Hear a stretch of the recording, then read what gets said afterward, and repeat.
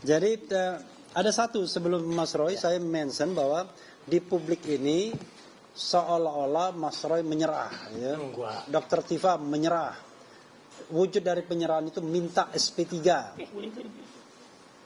Dan SP3 itu ditafsirkan sebagai minta maaf, ya. Nah, ini keliru besar.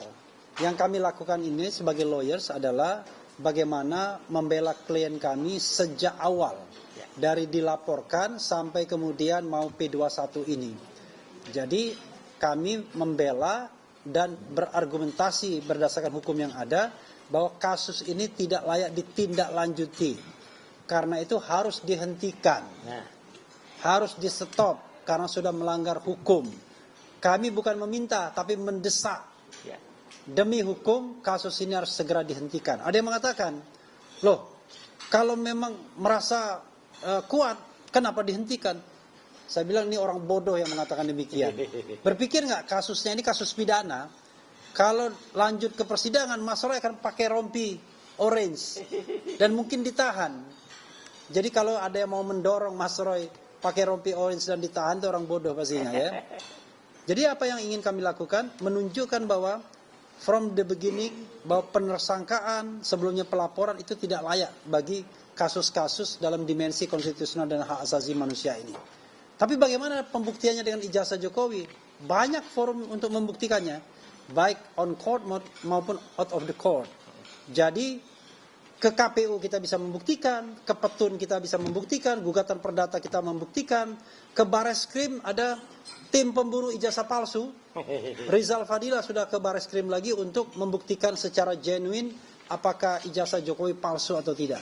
Jadi bukan konsentrasinya pada menersangkakan atau mendakwa nanti Mas Roy Suryo dan mudah-mudahan tidak pernah terjadi, dan termasuk juga Dr. Tifa. Paham ya, teman-teman sekalian? Jadi bukan meminta mengemis apalagi minta RJ dan lain sebagainya. Enggak. Kita tetap on the right track untuk membuktikan ijazah itu asli palsu di forum yang sesungguhnya. Nah, karena itu silakan nantikan kaos apa yang akan dipakai Mas Roy. Intinya bukan itu. Baik. Assalamualaikum warahmatullahi wabarakatuh. Waalaikumsalam. Selamat sore semuanya. Pertama-tama terima kasih atas semua statement, semua dukungan, bantuan dari para lawyers yang luar biasa di bawah Mas Refli Harun di sini, dan yang hari ini juga menyampaikan beberapa hal yang detail, ya, untuk memudahkan masyarakat menerima apa yang tadi disampaikan.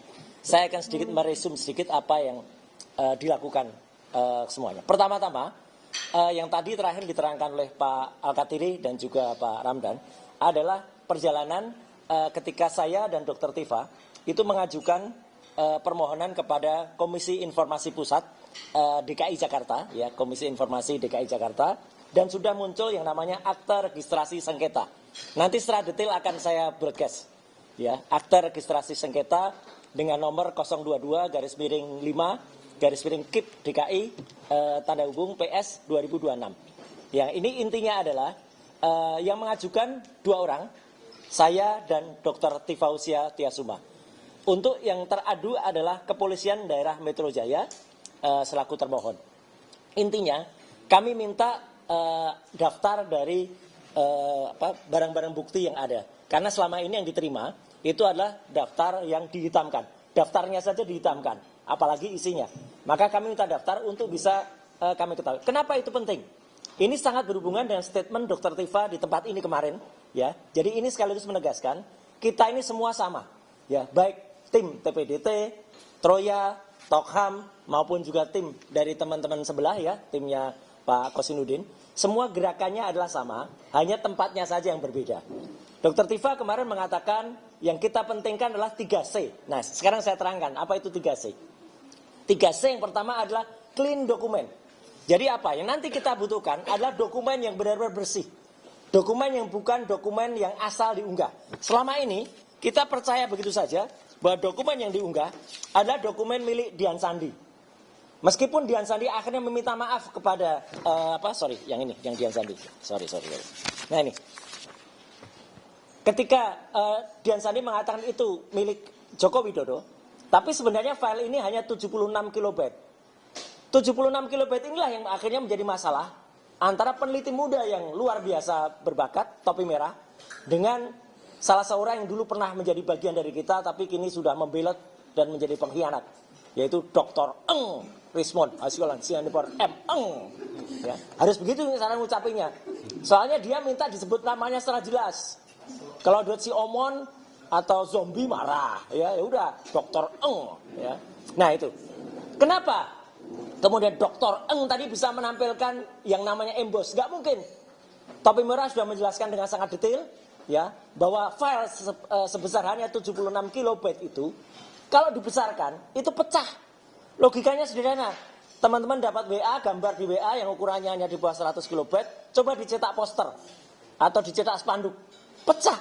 Itulah makanya yang namanya emboss dan watermark yang ada di presentasinya Dr. Eng tadi palsu. Itulah makanya itu bukan clean dokumen. Ya. Jadi itu bukan clean dokumen. Yang clean dokumen adalah dokumen yang benar-benar nantinya misalnya itu disampaikan adalah yang memang berasal dari produk yang jelas. Itulah makanya dilakukan oleh Dr. Bonatua yang tadi melakukan penelitian dan melakukan buku yang akhirnya clean dokumennya tidak ada kesimpulannya. Jadi ini penting sekali ya, perlu jelas. Clean dokumennya tidak ada.